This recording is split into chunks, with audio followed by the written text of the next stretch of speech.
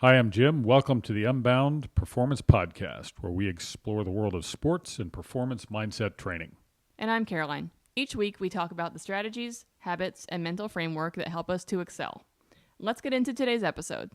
Another athletic article. Yeah. Article from The Athletic. There you go. I read this really athletic article this morning. Yeah.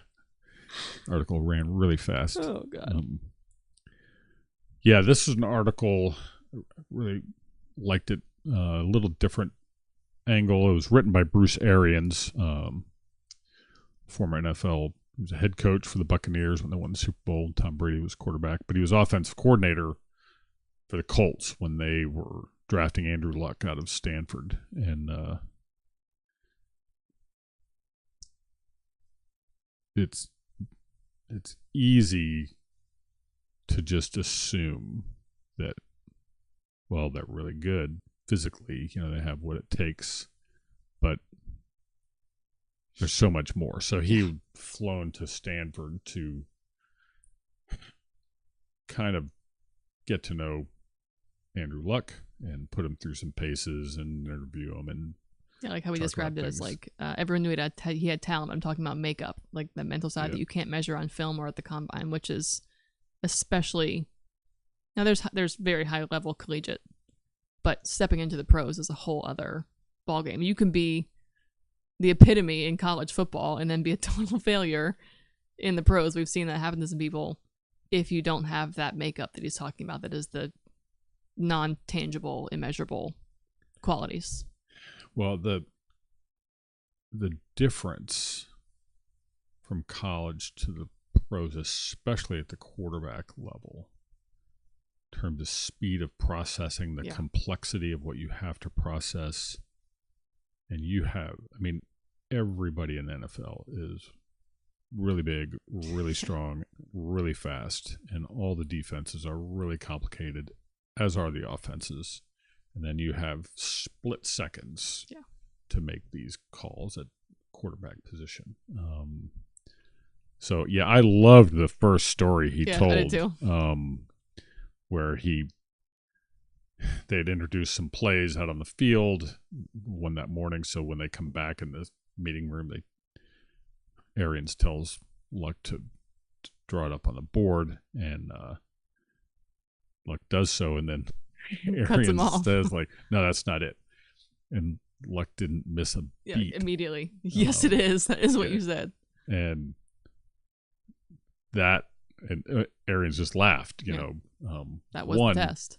Yeah, that was the test. Right. That he was not he had no doubt. Right. Like, he's very sure of himself, very confident, which you have to be. Yeah, he knew the play. That was like very small step one, but it was the test that. Yeah, he was able to diagram it. Sure. Which is that's great pretty for good. Learning it that morning. Yeah. But that he's willing to stand up to someone from the NFL,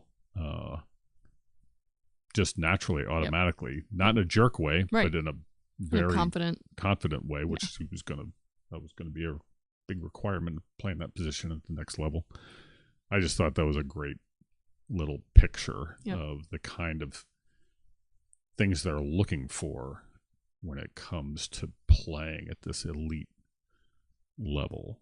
And there are so many people who will have a physical makeup, but they just don't got it. Yeah, and obviously, someone going to Stanford, he's pretty intelligent. Sure. And he grew up, like, his dad was a athletic director in college, also played in the NFL, the quarterback too. Oliver Luck was his name. So he came from that world, but Arians talks later in that article about same thing with Peyton Manning when they picked him, like the things that, obviously Peyton Manning, he's 6'5" and can throw. Sure. But his supreme gifts were his ability to process fast and know and to work. That relentless work ethic, the quick processing, but also Arians said after all my years in the NFL, I think that's the number one indicator of whether players in general and quarterbacks in particular will succeed or fail, which is how they handle failure. It requires that precise, reaction to things and massive awareness. Like, the quarterback has to be aware of everything, not just his own team, not just the other team, both, everything. And if one little failure, one incomplete pass, or one interception, whatever, which might feel like one of the worst, if that's going to totally crumble you, like, then that all that precision that you need is in that position is just going to totally fall apart. Which that part of this article was really what kind of made me want to talk about it, the failure thing, and the examples they gave, both of them when they were in rookies in the NFL, Manning and Luck, threw a lot of interceptions first year, and it would be easy to fade away. But they just kept coming and working, and they did not let failure stop them. Like, that's, to me, it's a cliche, the only way you fail is if you give up. And they weren't about to do that. And well, I think in that situation too, where you're a rookie and you're making mistakes more than you would like, there's a learning curve, right? And people expect that. But I think from the coaching staff and the team's perspective of their confidence in you, if it's a rookie who's making lots of mistakes and is mentally weak, that's a much different reaction to say, hey, this is a learning curve year.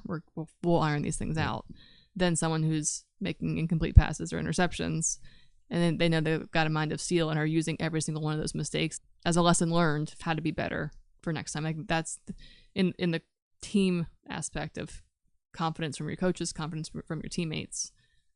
How you respond to those things is what's going to circle them around you. Well, in that position, particularly, position of leadership. But I loved it. They were talking about Peyton Manning's rookie year, and Manning had thrown 3 interceptions for a start, and they said we were getting smoked 29-0. And Arians told him, I said, stay in there. We're going to run the 2-minute offense. Let's learn something. And that's that growth mindset we talk about, where regardless of the circumstance, your job is to do your job right now. Instead of looking at the scoreboard and, this is embarrassing, I can't believe this is happening, and all that kind of woe is me crap that doesn't inspire anyone and does not win the day. How do you really feel about that? I know. Well, it's just so weak and useless. I mean, it's just not how you want to live. And so the fact that, I'm sure Manning was under siege. I remember that year. I'm old enough to have watched him play as a rookie, and he was like, they were all over him constantly. Same with Luck, his rookie year. And I saw his rookie year. Nice. But they didn't give up. They just, and that's how you inspire your teammates, and that's how you become great. And so the fact that they didn't worry about the score, let's keep trying to get better. Let's keep trying to learn. That has to be your response regardless of what you're doing.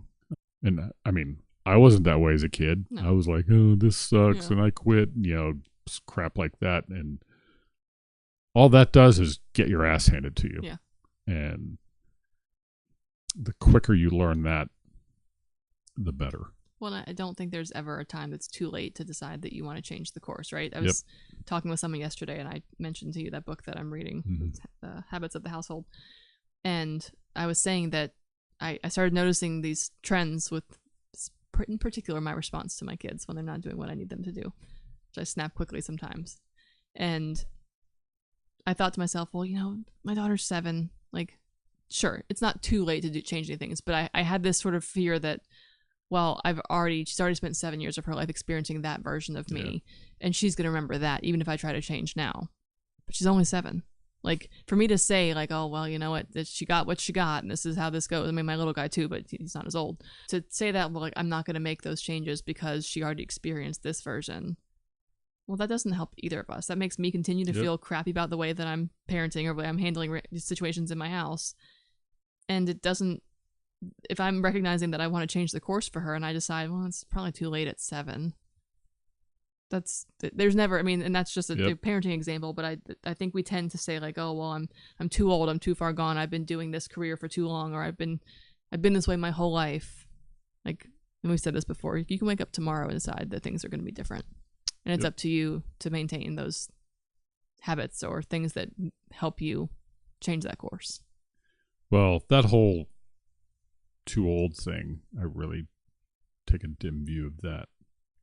What's the C.S. Lewis quote? I'll paraphrase it, but you're never too old to have a new goal, have a new dream. And I firmly believe that. But it requires this approach, kind of a growth mindset. You know, my mom, who's 87, still rocking it, you know, fully weaponized 87, I'd like to describe her. She asked me about learning how to meditate. So I sent her an essay I had written on it, and 87 years old. Yeah. So I really admire that approach. And that's where, I mean, Arians, at the end of this article, he's talking about Manning, but it could easily is applied to Luck. He said, you never, ever saw him down on himself. It was always, how am I going to get better? Let's get better. Let's work. That was his mentality, and that's the mentality anyone needs to successfully deal with failure. I don't know. That's just how you want to live. Yeah. Like, you either get your ass kicked, give up, quit, whine, moan about how it's not fair, or you just keep coming. Yeah. And you get up and learn and get better and make things happen. And that's, I don't know, that's how we want to raise our kids. And that's how you want to raise your kids. And that's anybody I ever talk to about any of this kind of thing. Ultimately, that is the message. Yeah. Like, how can I make the most out of this life that is a gift and live the best version of it, become the best version of myself, so then I can turn around and help others do the same. Yeah. And so I thought the failure thing and how to handle it they crushed that in that article. Yeah. It was really good. We hope you enjoyed this episode of the Unbound Performance Podcast. Your support helps us continue to build our community. If you're enjoying this content, please like, subscribe, and share.